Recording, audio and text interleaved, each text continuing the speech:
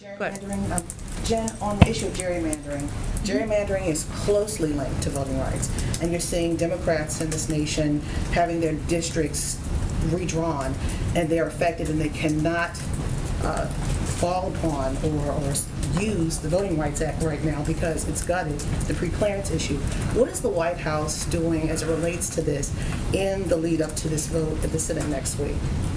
Lead up to the voting rights vote next week? Yes. I think somebody asked this before. They asked about voting rights, but I'm talking about the gerrymandering piece that goes with voting rights.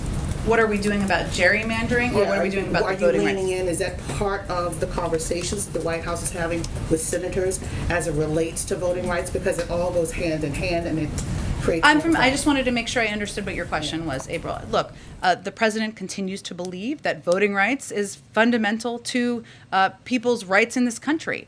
He has given speeches about it. He has taken actions through executive action. He has supported the efforts of his Department of Justice to ensure they're putting in place protections across the country. I think his actions absolutely speak for that. I don't have anything more to preview for you in terms of his. What's happening in Texas? Of course he is. Of course he is. And of course we're extremely engaged through a range of senior officials and having conversations with Congress, with activists, with advocates, with people who are passionately, who share the passion of this White House in addressing these issues and making sure we're protecting people's fundamental rights. So how far is he willing Go to ahead. go? Jen, last Friday when the president signed the Havana Act, he said that he was determined to get to the bottom of who is responsible for these incidents. What is your message for those who are responsible? Well, first, just so people understand, there's an assessment that's being done by our intelligence community, understanding fully that everybody wants that assessment to be completed. We want it to be thorough and for people to have confidence in it once it's completed.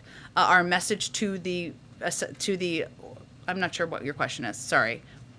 The administration has said that the victims of these anomalous health incidents, AHIs, need to be believed.